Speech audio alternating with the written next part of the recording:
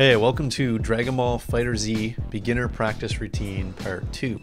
This time around we're going to lab some defensive techniques, especially important if you want to whoop all your friends in this game. Now, if you didn't watch Part 1 yet, you should probably go watch that first, and I'll put the link down in the description there for you. But if you've already watched it and you're ready for more, let's fire up practice mode and get to work. Alright, so first we're going to cover defense. Defense is going to be broken up into multiple categories that we're going to practice individually.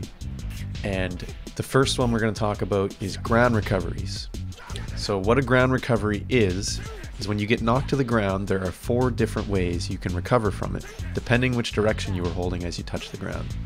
This is important because when you start getting comboed in this game, there's not much you can do about it. Mashing buttons is not going to help you.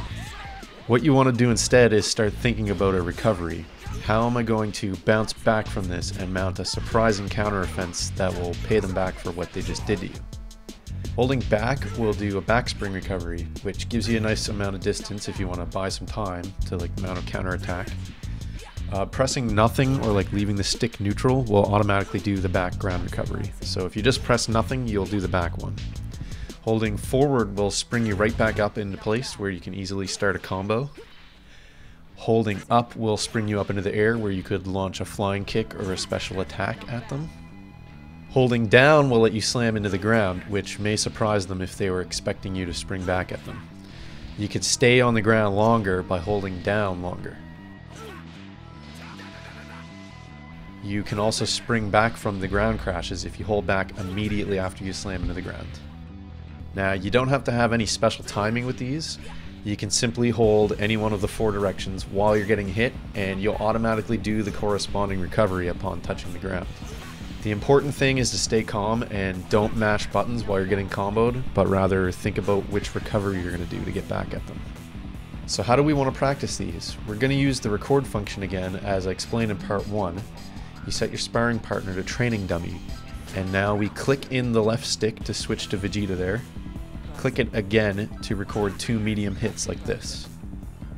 Now click it again one more time to save your recording. Now, whenever you press in the right stick, he will perform your recorded inputs. So now, practice all 4 directions of ground recoveries. I would recommend that you always practice the back one by holding back rather than leaving it neutral, because you want to be in control of the situation. You want to make sure you are actively choosing which direction to recover from to best help your current situation. You can even do these recoveries when you get smashed into the ground from high up. So record your partner doing a light auto combo, just record and press light attack as fast as you can. Now practice doing these recoveries out of the combo and get used to that too. So drill these until you feel comfortable doing them, and you can do them without thinking about it. And now I'll show you why they're so effective. Now set them back to the 2 medium attacks and practice doing different things out of the ground recoveries. So you can recover back right into a crouch block, which will distance you and get ready for an incoming super or ranged attack. But watch out, because if they happen to vanish or teleport behind you, you'll be blocking the wrong direction, so always be watching for those. You can recover back and then surprise them by dashing forwards and attacking. You can recover up and then jump back towards them and launch a flying kick and maybe do a combo out of it. Or you could recover up and launch a super if your character can do that. You can recover forward and immediately launch a counterattack. Here's a handy one. With the back recovery, it basically gives you the perfect distance to hit them with an instant air dash into a flying kick like this. You can launch a combo from there and really punish them if they were trying to block low. So I hope you've been practicing your instant air dashes, because they're pretty useful for stuff like this. So practice a few different ways to use these ground recoveries to your advantage. The more unpredictable your movements are, the better. When you're using these in battle, try and think about what your opponent is expecting you to do and try to do the opposite. Okay, now let's briefly talk about air recoveries. I say briefly because they're essentially the same idea as the ground recoveries, except they work in the air. So I just want you to apply the same practice principles I showed you with the ground recoveries. With the air recoveries, instead of simply holding a direction, you have to hold any of the 3 attack buttons. Not special, but it has to be light, medium, or heavy, plus the chosen direction. Again, you can do them in any of the 4 directions, and they help you get a surprise advantage that your opponent may not be expecting. So if you find yourself constantly getting juggled in the air, you're just mashing buttons and you don't know what to do, air recoveries are the answer. They can get you out of some tight spots, like check out this situation here where I had this match, it was down to the wire. I ended up getting juggled in the air here, and then I knew I had no hope except to hold onto an air recovery. I got lucky and I got out of a super and I won the match. So again, all 4 directions will do different things, so you're going to want to practice and get used to all 4 of them. My favorite is the downwards air recovery, so let's practice that one first. To set up to practice this, simply use the record function and record your sparring buddy doing an uppercut. Now just walk into it and perform air recoveries to practice them. It's that easy. The down air recovery is my favorite because they often aren't expecting it. They'll launch you up into the air and they think they're going to get this big juggle off of it, but then you end up air recovering right back down at them, and surprise, you're right back in their face, and you might end up comboing them instead. But you want to mix these up when you're playing matches, of course. If you always do the same one, your opponent will start to get used to it, they'll predict it and figure out a way to punish you. Now, another way you should practice this besides just getting uppercutted is getting out of a combo with it. So I'm going to get you to record Goku doing a little bit of his light auto combo.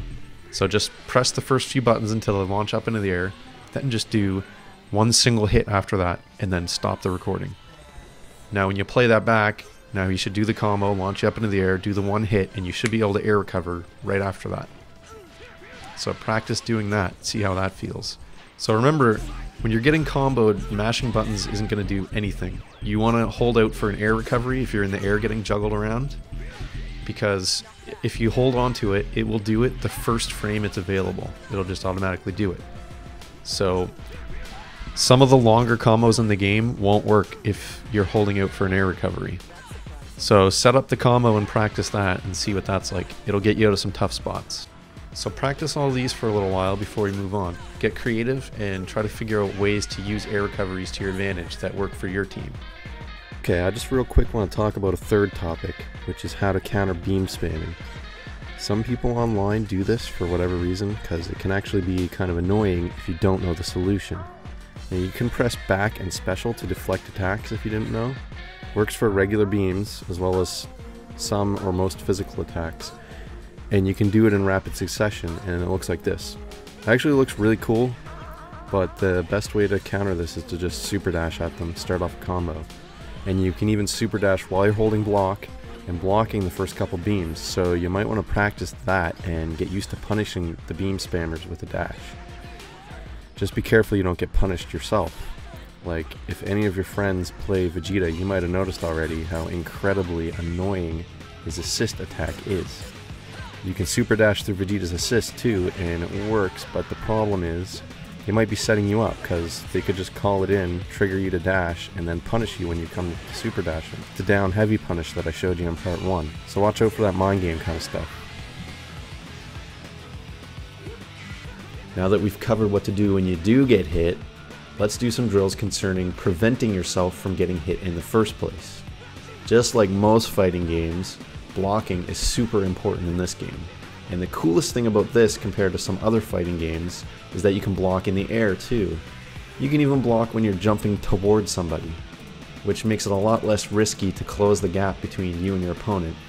And it also, in my opinion, elevates the gameplay a little bit, because you and your opponent are constantly trying to break through each other's defenses. But because of this, we really need to practice the art of blocking. We need to practice closing in on our opponent while also keeping our defenses up. You want to get used to doing things like jumping towards your enemy, then immediately getting the stick back over to defend yourself. As I said in part 1, as long as that stick is being held back, you're going to block. So for this exercise, I definitely recommend putting your controller display on. This here is a simple exercise you should do every time you practice. Set your sparring partner to repeat attack, and set the attack to their special button. Works best if you use Goku, Vegeta, anyone who does a rapid fire beam attack. Now I want you to practice blocking and trying to close your distance all the way to your opponent without getting hit. So wait for your chance, Jump forward and immediately get that stick back over in the defense position as soon as you jump. Now keep doing this and you'll get the hang of it. Eventually, if you practice enough, it'll come natural and you'll automatically do it in battle, and you'll end up getting a lot less bruised up over the course of a fight. But personally, this is one of my favorite exercises to do every time I fire up practice mode. The next drill is to practice using your assists defensively. Keep your sparring partner sending those beams at you, block them, and learn to get an assist in when you have an opportunity. This will train you to use your assists defensively in a battle. Figure out what works for your particular team and spend a minute or two practicing how to get them in there. Using your assists is one of the most fun parts of the game, so get a handle on doing it.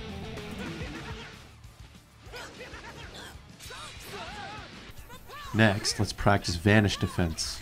Vanishes can be confusing in FighterZ. Your opponent can play mind games with you to get you blocking, then vanish behind you while you're still blocking that direction and score a hit. You want to train yourself to recognize a vanish and switch blocking directions to defend yourself against it. So go ahead and set your training buddy to repeat attack and set him to vanish. Also make sure you go in the training options and set your Kai gauges both to 7. Now if he doesn't have any Kai, he's not going to do the vanish. Now practice backing away from your opponent, and as soon as he teleports, switch directions to block it. It's really hard to do this in the heat of a real battle, but if you keep practicing this, you'll be a lot less susceptible to it. Once you've practiced that a bit, you should also just briefly practice defending a vanish with a vanish of your own. This is pretty rare to happen in a real battle too, but we should practice it nonetheless. Every advantage we have, every option we explore will help and make us better fighters. Plus it looks cool as hell.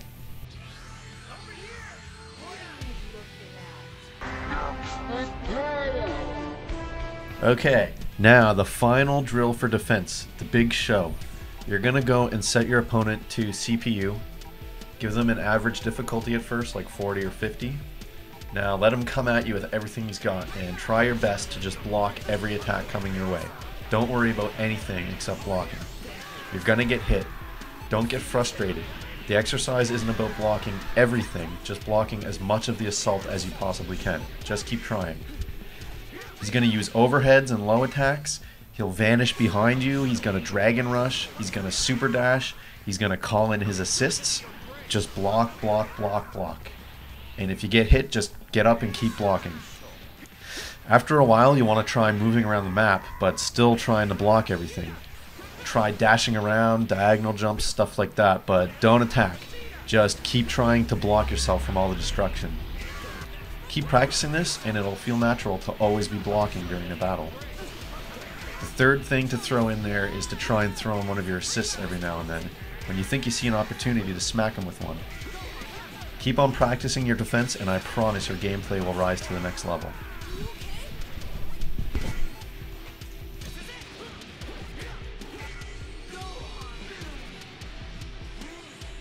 Okay, so that's going to be the end of part 2 there. I decided to just make this a 3-part series because I didn't want it to be so much stuff all at once, and that way I can put a little more detail into it.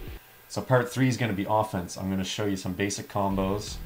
I'm going to show you how to construct your own combos that aren't the auto combos. I'm going to show you how to practice them and use them in battle. And shout out to Garbage Water from Reddit for requesting these videos. I hope they're really helping, man, and I hope you're enjoying them a lot.